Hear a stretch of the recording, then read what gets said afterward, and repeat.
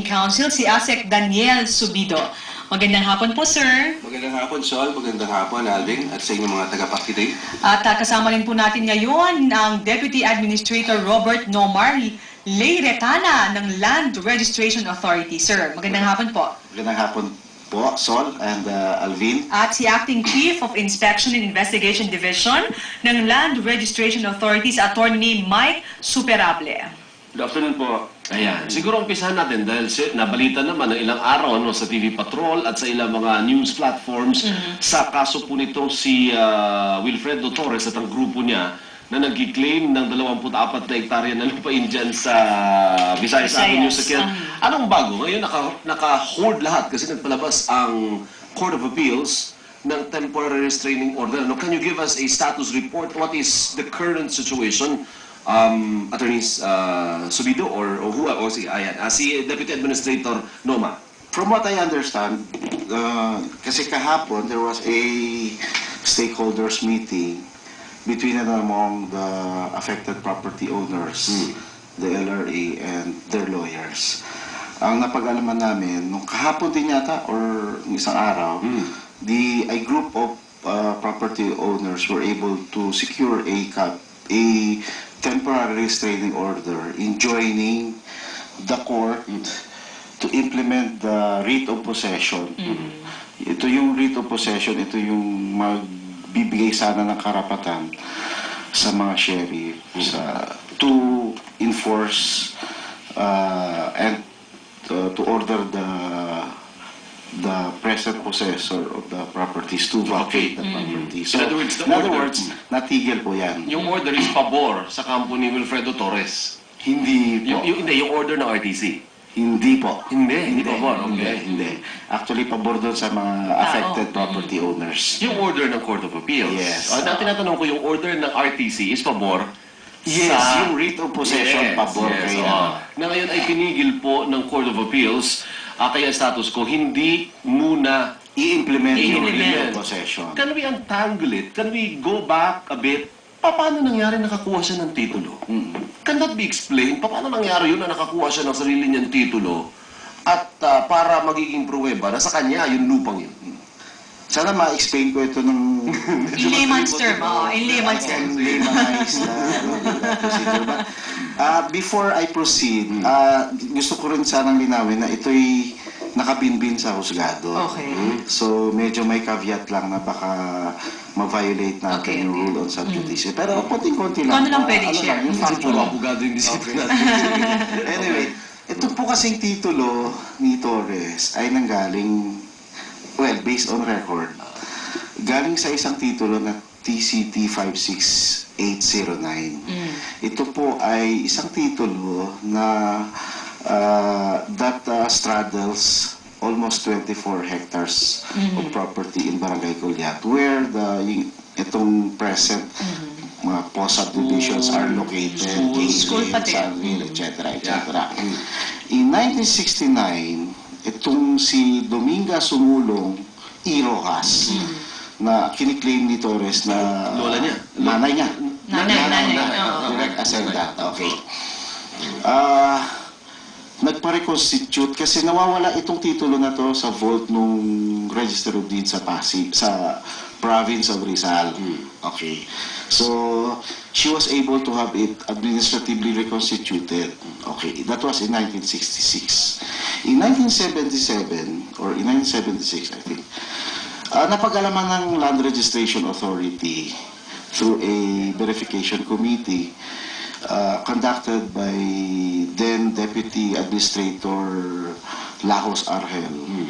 Napag-alaman nila na yung ginamit na owner's duplicate copy as basis for the reconstitution of the first TCT, TCT 56809, galing sa forged title. Okay. Ganun po yung ano. Ito, facts naman ito. Facts of the case. May Kasi sa mga lawyer, may facts of the pero case. of course, ito yung mga contentious issue na which is now being litigated. Sana kung, well, factual naman ito. Factual naman, no? Facts of the case lang. So, ang nangyari, since ito yung report ng LRA, LRC verification, then it was Land Registration Commission. Okay. But since hindi pa ito na napapakansela, buhay ito, 5680 na. Although there was a verification report na galing sa forged title, naibenta ito nung Dominga Sumulong. Okay. A portion of the titles covered by these 56809 were sold to now spouses Alinio. Okay. Manuel Alinio. Nagkaroon ng 7 titles. Kinati-hati. Yes, okay. So, naibenta. Then, recently, noong 1990s, pumasok yung Wilfredo Torres, claiming na nanay ako nung Dominga Sumulong, and I'm now questioning Anak. I'm sorry. I am now questioning the sale of my mother to spouses Manuel Alinio. Kasi heirs eh. Yes. Siyempre, kinestyon niya. So, sabi niya, dapat it has to be reconveyed. Yung titles have to be reconveyed. Fortunately or unfortunately, nanalo The siya. court Yes. sided with him. Yes. Remember, from the 56809, naging 7 titles. Now, registered under the name of Spouses Manuel Alinio.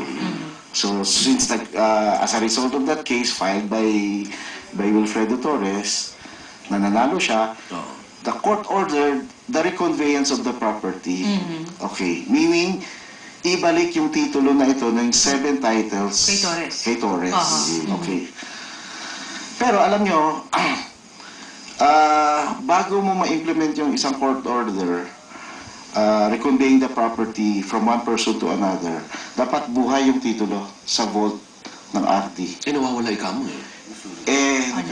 Nasunog yung RD noong 1988, nung nasunog yung Quezon City Hall.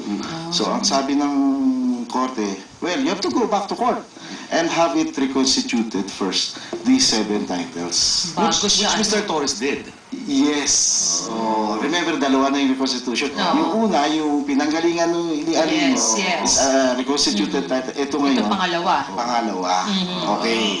So, bumalik sa Susgado, nag-file siya ng reconstitution. Okay. Na-issuean siya ng order granting the reconstitution. Yun na yung writ ngayon. Hindi pa yun. Hindi pa yun. Hindi pa umabot yun. no? Ganito. Alam nyo kasi, sa reconstitution proceeding, ang principle dyan, dapat i-reconstitute mo lang yung nawawalang titulo. Yung nawawalang titulo ng registered under Manuel Alinio. So the court, well, ang principle is, it should replace the lost title in all respect what was lost. Meaning, kung galing yan, kung ang titulo na yan ay nakapangalan kay Manuel Alinio, it should have been reconstituted under the name of Alinio. But the problem is, the court issued an order directing the transfer of the title to Torres. Yun ngayon ang problema. Ayan, sige. Okay. Papasok natin sa discussion. Ang Housing and Urban Development Coordinating Council, yung papel ninyo, Attorney Subido, is to protect naman yung kung sino ang nag-uukupan. Kasi may marami palang subdivision, ano? Correct. Ilang subdivision po meron doon sa 24-hectare property na yun?